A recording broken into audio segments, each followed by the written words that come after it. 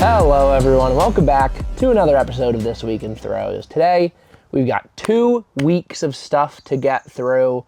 Last week was a busy week coming back from New Balance Nationals, and then I went on a little mini vacation, which was the first time in a long time I had traveled somewhere for non-work related reasons, so that was fun.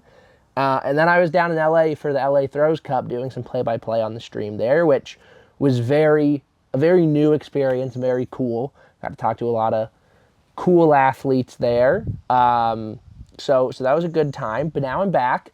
And this one, I do have a bit of a time cap on this episode because tomorrow, Audrey and I are driving up to Eugene for the 2026 Pre-Classic. And this is really the only time frame that I have to record this, and I only have a little bit of time to record this. So we're on a bit of a time crunch. I might be speeding through some things. And it has been a kind of busy last 2 weeks, but it's also been kind of weird because you had a national championship window. So a lot of athletes were competing there 2 weekends ago. And then it's just kind of a low point. I mean, we had 2 Diamond Leagues, but one of them in Doha only had 1 throwing event. So despite that it has been 2 weeks, it hasn't been necessarily a super busy 2 weeks.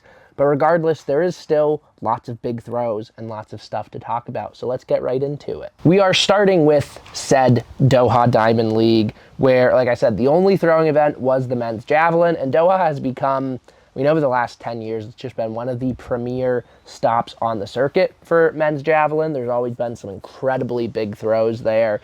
Nothing too ridiculous this time around, but a really strong comp where Rumesh Tharanga Pathirage takes the win, 88 meters, 68, his second Diamond League win of the year. And he just continues to build on this unbelievable breakout season. He now owns the 4 best marks of 2026 and 6 of the best 10 marks of the year, or 6 of the 10 best marks of the year.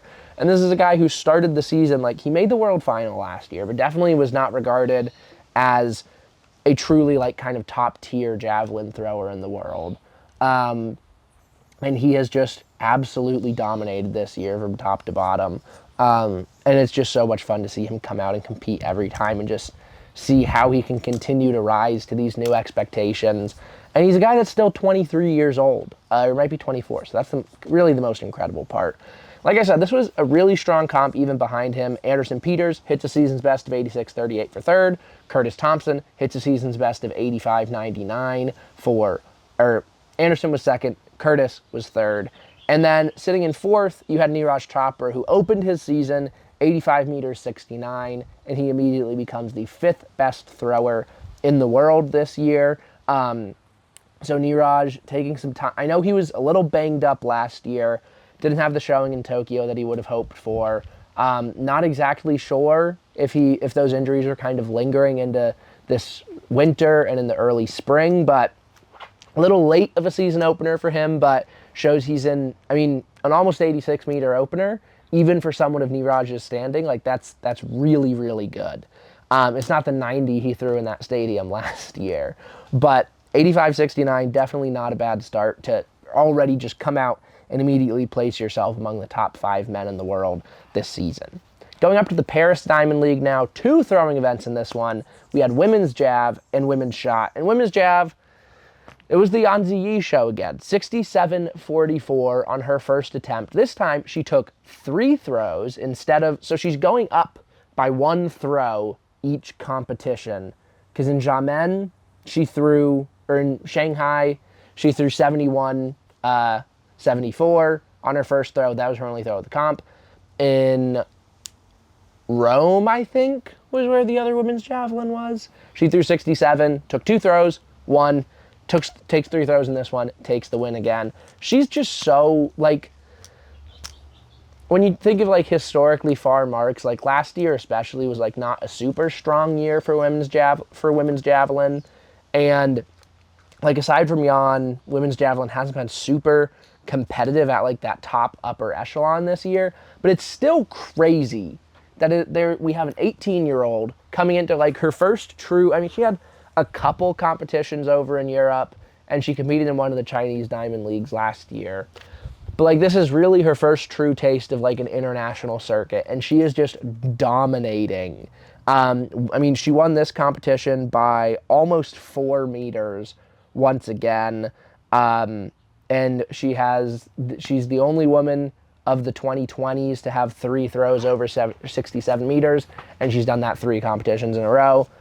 She's just ridiculously good. And Adriana Vlagos takes second, a season's best for her, 63.83. So Adriana's moving in the right direction. It's just so tough, especially because Adriana was like someone who, coming out of like the age groups, was just so highly regarded as like one of the best we'd ever seen at the U20 level. And even last year, like I was just the absolute biggest Adriana Vlagos ride or die, like all last season.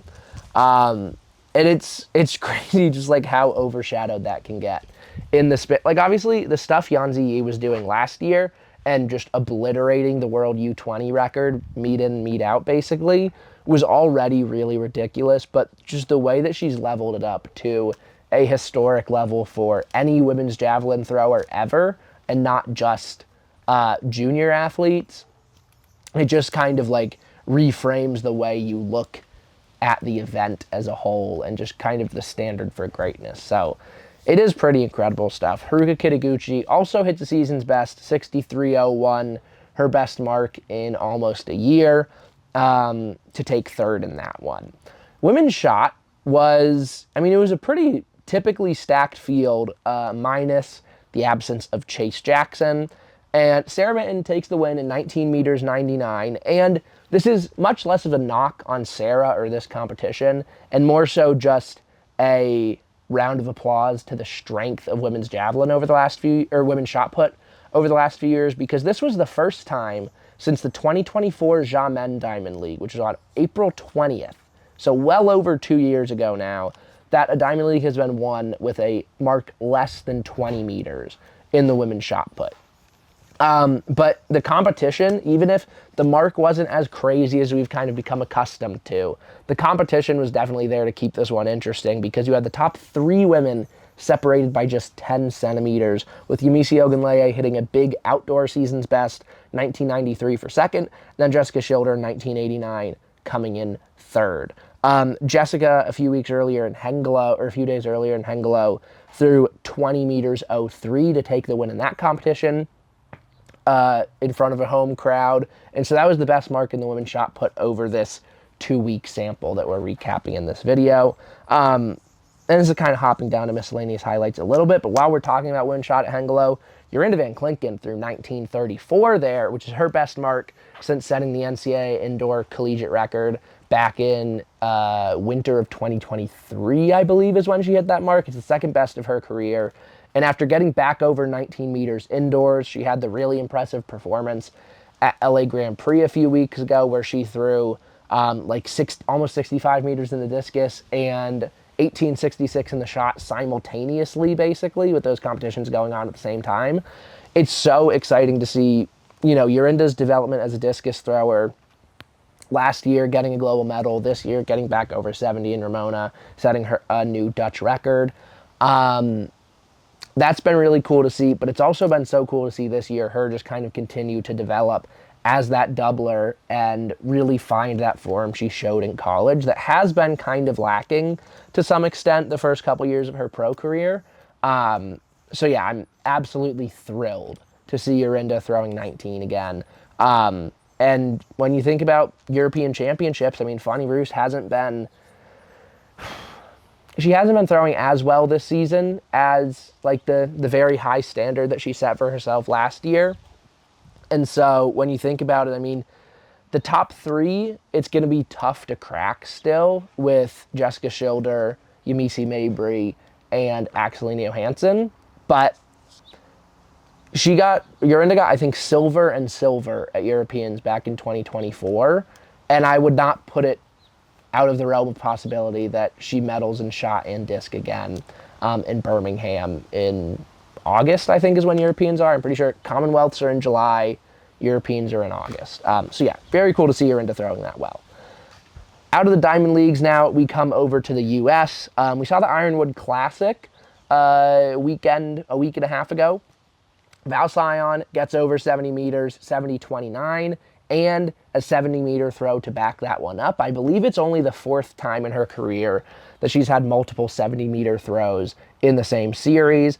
With 70-meter performance number 15, Val now has, I believe it is 15 of the 31 70-meter performances in the 21st century. Her and Sandra Elkasevich just absolutely dominate that list to such an insane degree. And, I had one of my fact of the days after this competition was just like, I really hope people don't take Val's greatness for granted. And I feel like even I can fall into that trap relatively often, but it really is absurd what she does week in and week out, and definitely needs to be appreciated the way that it deserves. Jordan Geist took a big win in the men's shot put at that meet, 22-24, just a centimeter off of his PB, but he put 4 throws out over the 22-meter barrier, so that's the best series of his life. Texas Tanner in his pro debut, now competing for the Air Force WCAP, which is the World Class Athletes Program. He takes a double win here, going 74-95 to win the men's hammer and 66-20 to win the men's discus. And it's kind of funny because, I talked to Texas after NCAAs, and he's just like, my body is in terrible shape right now. He's like, I need to take some downtime. And then literally a week later, he's competing in 2 events 4 hours apart against pro fields and picking up wins. That man is absurd. And I would not ever want to experience how his body feels after a competition, but it would be kind of sick to go out there and throw 75 essentially and 66 just a few hours apart. The hammer competition wasn't much to write home about, but him picking up that win in the discus was very impressive because behind him you had Joe Brown going 66-18, which is, I think, the 3rd best mark of his career away from Ramona. Really impressive stuff out of Joe, just 2 centimeters behind Texas. Brian Williams continues his resurgent campaign, 65-89, and then Reggie Jagers goes 65-03. So right there you have, you've got 4 Americans over 65 in the same meet. In a meet without the American record holder, Sam Mattis, who we'll get to later. So that's a really, really strong showing. And Ironwood is always a really great place to throw. And I heard from some on-the-ground informants that the wind was not anything crazy that day. So these really big marks are really encouraging. And USA's should be a lot of fun, even though there's not a team to make necessarily. Adelaide Aquila through 1924 to take the win in the women's shot up at Ironwood. And the battle for the U.S. number 2 in the women's shot put right now is so interesting because you have Adelaide, who I think didn't throw it all last year. She's come back, started finding her footing, and now has just been really, really good. She's been over 19, I think, 3 or 4 times now. But then you also have the likes of Jada Ross and Abria Smith, who, if you look at the top 20 marks in the U.S. right now, I think like 10 of them are Chase Jackson. So that takes out a lot. But 4 of those top 20 belong to Adelaide, and then 3 belong to Jada Ross, and 3 belong to Abria Smith. The one thing I will note is that all 3 of Abria Smith's marks in that top 20 all have come indoors. So we're kind of still waiting on Abria to really find that form outdoors the same way she did indoors. And then all 3 of these women were actually in the Paris Diamond League in that shot put competition. They took the bottom 3 spots in the field. And all of them were in that 18-meter range. So just none of them quite had their best stuff on that day. But that's going to be another, I think, really interesting storyline and competition to keep an eye on when we get to the U.S. Championships. Now to the LA Throws Cup, which was a very fun meet with hopefully some very fun commentary. Sam Mattis was really the star of the show on the day. He goes 68-19 to take the win, but then backs that up with 68-15 and 68-09 and 67-06 and 65-32. And his 6th throw, or his 6th attempt was like 60-something. So we don't really got to worry about that. But 5 throws over 65, 4 over 67, 3 over 68 is the best series of Sam's life, barring his American record series in Ramona.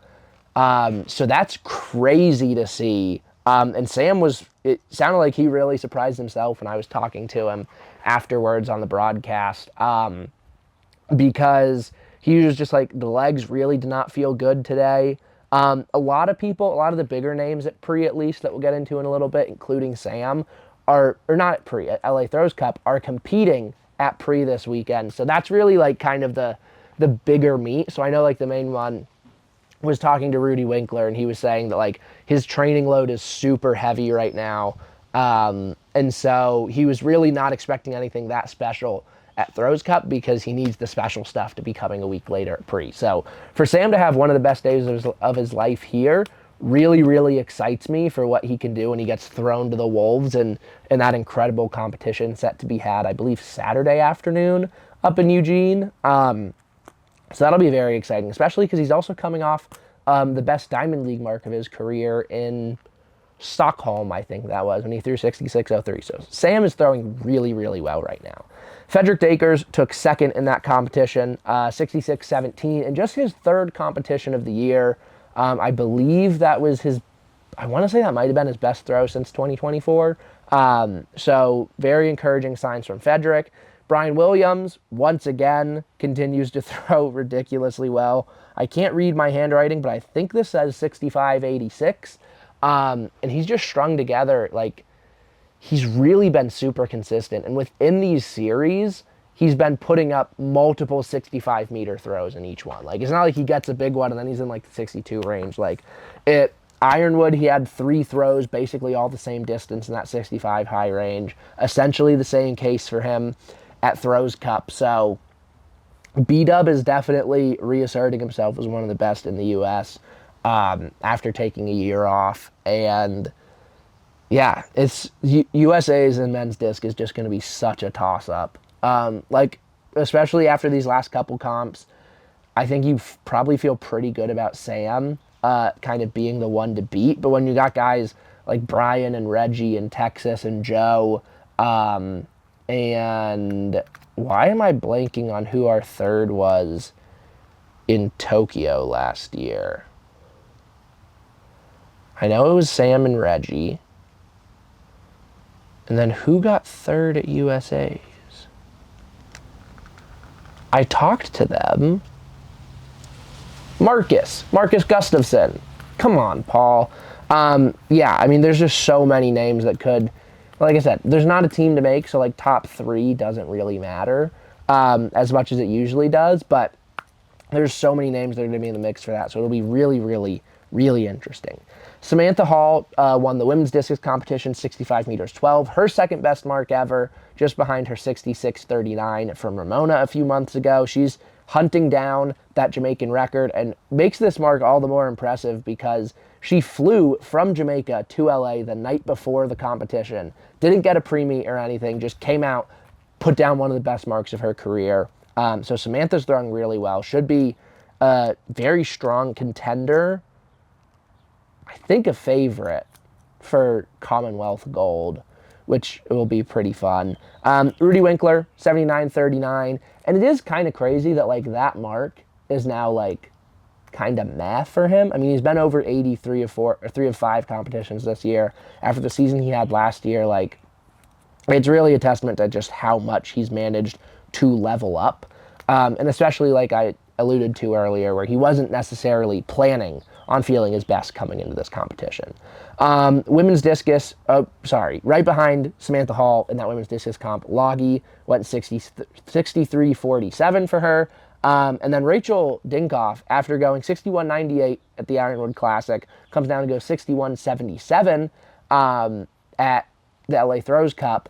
And women's disc is like 61, a little under 62, is really good, especially considering what Rachel's had to go through. And, like, this year isn't necessarily the goal. You know, there's a Worlds team to make next year. There's an Olympic team to make in 2 years. But she's just doing everything right and taking those steps towards being competitive on the national scene again, which is really exciting to see, considering she was at that level. And then, like, 3 Achilles surgeries in the span of 9 months is just kind of unbelievable to think about. So, always love to see Rachel throwing well. Women's hammer, to round this one out, Zhao Ji takes the win at 73.99. Zhang Jiali finishes second at 73.56. Both of them, I would expect bigger things at pre this weekend. Same goes for Rachel Richardson, who unfortunately no-marked this one. And I was talking to her afterwards, and she had a really big warm-up throw that she was thinking maybe she just got a little too excited about. But it's the first kind of like crack in the armor from Rachel we've really seen this year. I mean, coming into this one, her worst competition was still 76.65, I think, from LA Grand Prix now 3 weeks ago. So I'm not really worried at all because I trust Rachel enough now to believe that this won't like become a trend and kind of derail the rest of her season.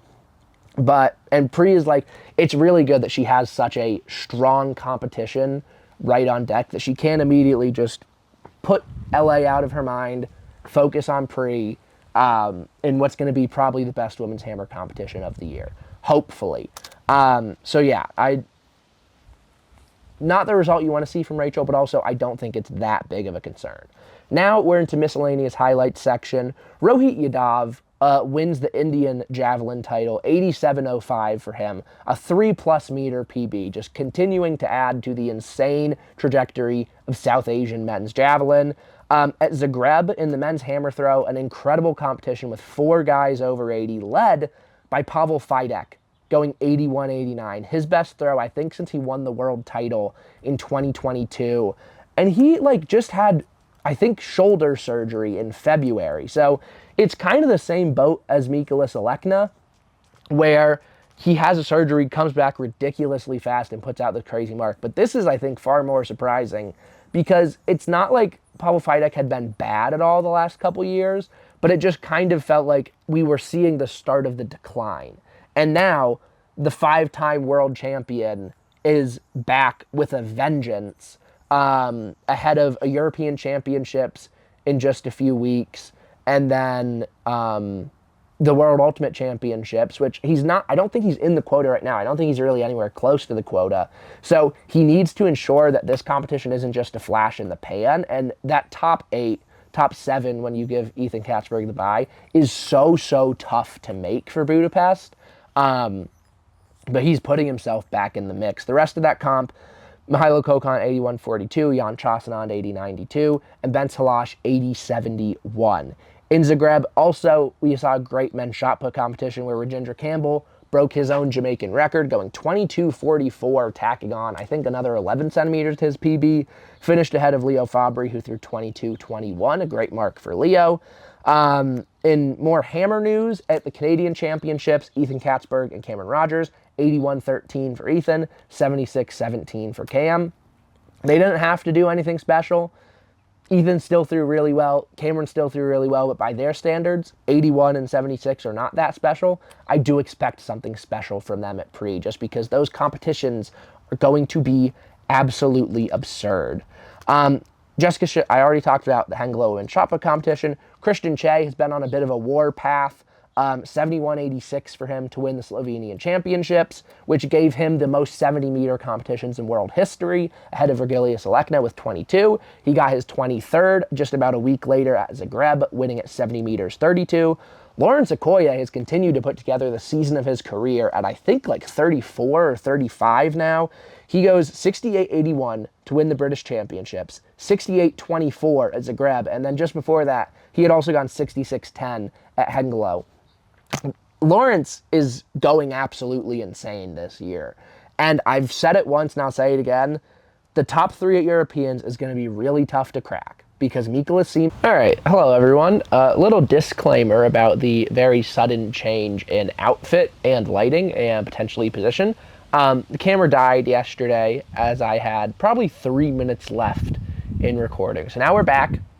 Wednesday morning, Audrey and I are driving up to Pre in just a few hours, so we're finishing out these last couple points and wrapping up this video. So as I was talking about Lawrence Okoye and his incredible season, it is going to be so difficult for him to find his way onto that European podium just because the top 3, obviously Christian Che is on a war path this year.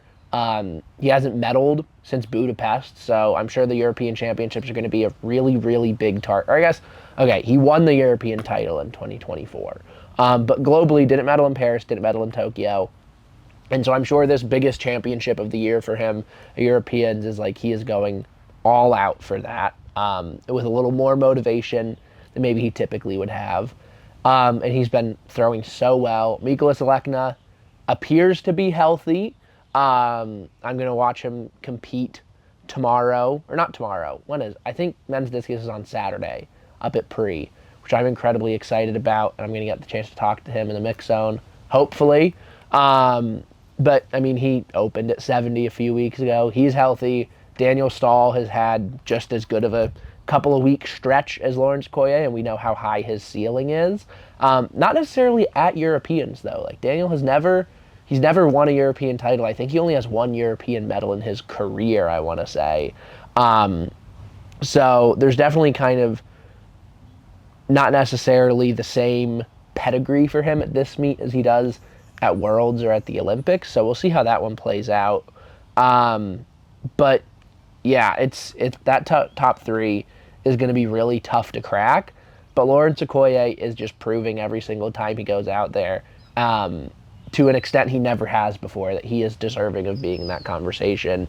And you know, he did medal back in 2022 at Europeans. That's the only senior international medal of his career, I believe.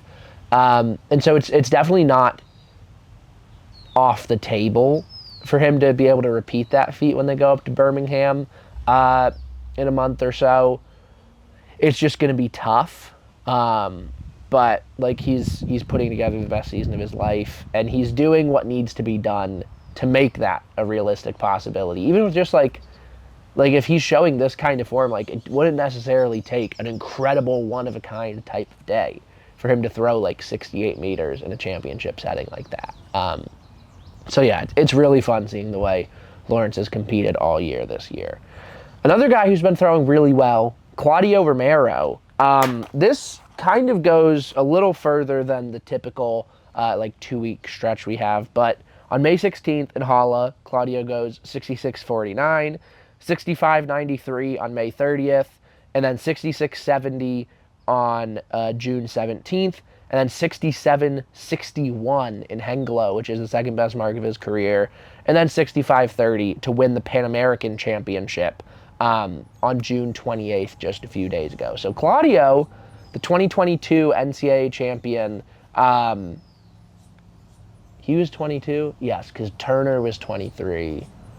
And then, who won in 24? Francois Prinsloo.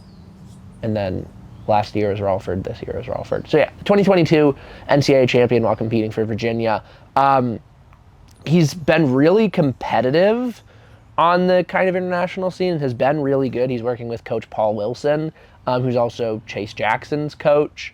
And he's been really strong, but this is really the first season where we've kind of been seeing him elevate to this next level. And I mean, he's beaten some really, really strong guys. Like I think in Hengelo, I want to say he won and beat some guys like, I think he beat like Henrik Jansson maybe. So he's been putting together a really strong season. And especially, you know, South American discus throwers don't always get a ton of love.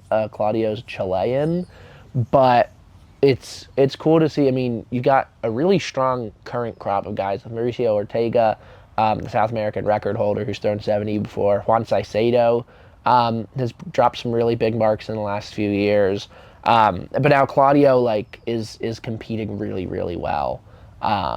And yeah, it sucks that there's not really a big championships for him to show off that kind of form in this year, but I think he's building really well into 2027. And so that does it for this week in throws. Oh wait, it actually doesn't, because I had one more note that I ran out of space for here, bottom of my notebook, so I scribbled it in the top section. Finnish hammer throwing. I wish Krista Turvo and Silja Kosonen would come over to the U.S. and get in some of these competitions, especially when we talk about pre, because we have Anita Vladarchuk coming over, who I believe Anita opened her season a few days, or like a week and a half ago, and threw like 72.6 or something, which is a solid opener for her, and I'm sure she can kind of elevate with the competition that's going to be at pre. But like all of the best women's hammer competitions in the world this year are in the U.S. and they aren't coming to the U.S. And that makes me a little sad. But they're just going head to head and just kind of duking it out on a pretty regular basis, twice in the same stadium in the same week. The first one on June 20th in Quartain, Finland. Krista Turvo, 76-56 to beat Silja Kosonen through 76-23. But then they flip the order. Both of them throw a little bit worse on June 26th. So, I mean, really my just biggest plea is, like, these are, I mean, they've both thrown 77 before, I think. Maybe. But they're obviously two of the best throwers in the world. And when we see, especially like the Chinese throwers coming over to the U.S., you know, I talked about how Zhang Jiali and Zhao Ji went 1-2, or 2-1, I guess, in that order, down in L.A., like, the best competitions in the world for women's hammer are in the U.S. right now.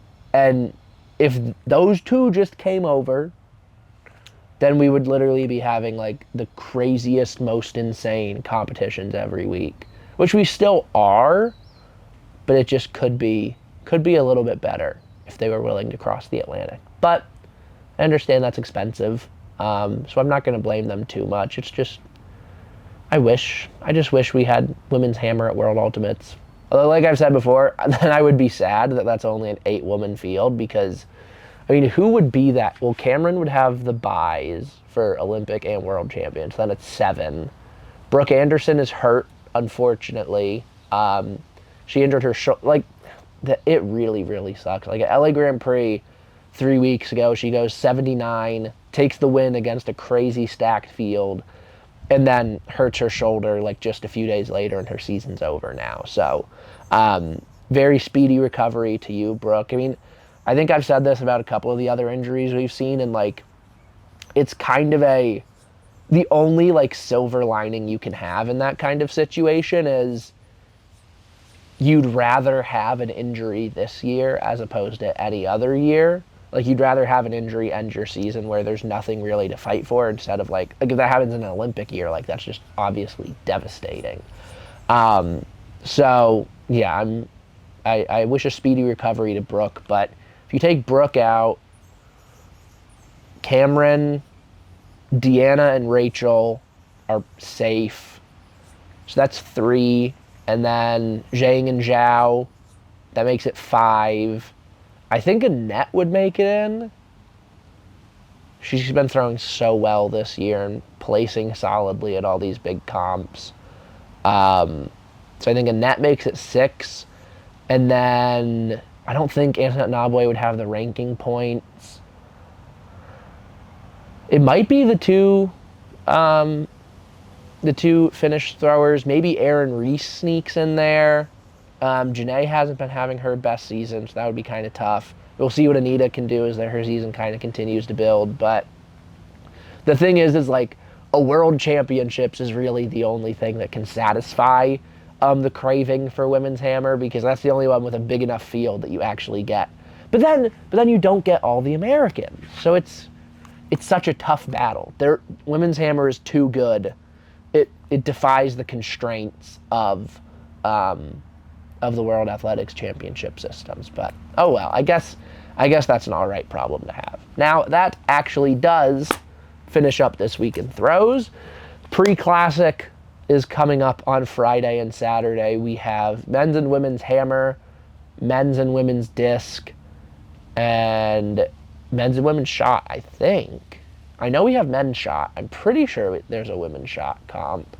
But we got Ryan Krauser competing in Eugene for the first time since the trials in 2024, so that'll be exciting. Men's hammer is incredible. We've got Ethan Katzberg, Mihailo Kokon, Rudy Winkler. I don't know if Jan is coming over. Jan Chosnod. I don't believe Bence Halash is. I don't think Merlin Hummel is going to be there. But still a really strong field. Women's hammer, absolutely incredible. Deanna, Annette Chikwenwoke, Rachel Richardson, Cameron Rogers, Anita Vladarchik, Zhang Jiali, Ji Zhao. Unbelievable stuff. Janae Casnavoid. Men's discus, you've got Alekna, you've got Denny. I believe Che and stuff. Let's see. I'll just pull up the start lists right now, just so I'm not misinforming anyone. Pre-Classic, and let's see these incredible start lists that I will have the joy of watching, or probably not watching, because I'll probably be in the mix zone. Men's Hammer.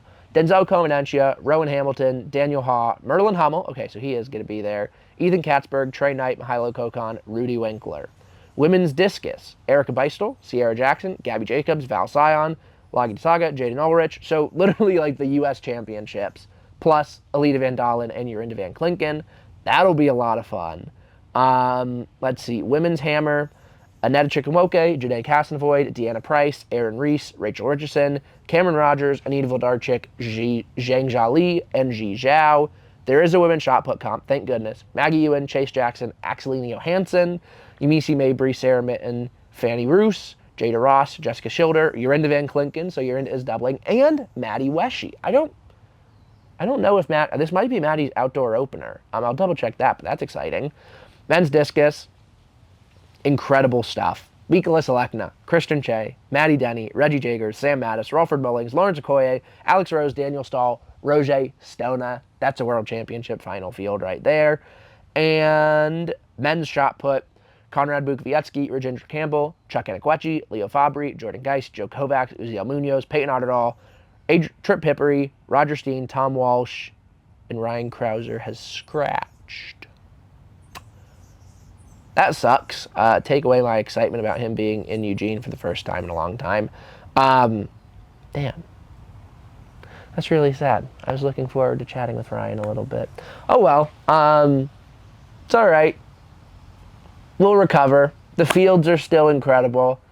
Losing the greatest shot putter to ever live doesn't change that too much. Oh well. Yeah, it'll be a fun one. I'm very excited for Pre. I've never been to a Diamond League before. Paulie Throws and Odd Shot Media's Diamond League debut, which should be a lot of fun. We're hosting some stuff. Cities is partnering with Tracktown and Nike.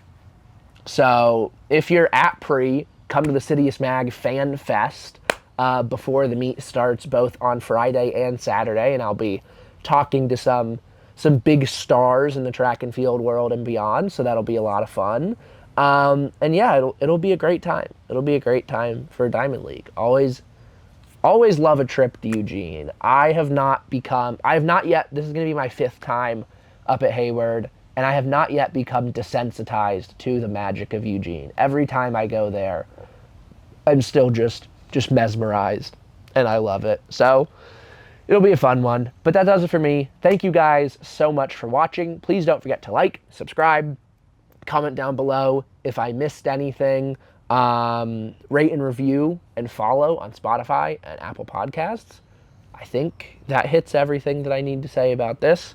Follow Paulie Throws on Instagram, P. Hoff Mahoney on Twitter, and I will see you guys next time, probably with a pre-classic recap on Sunday. Woo!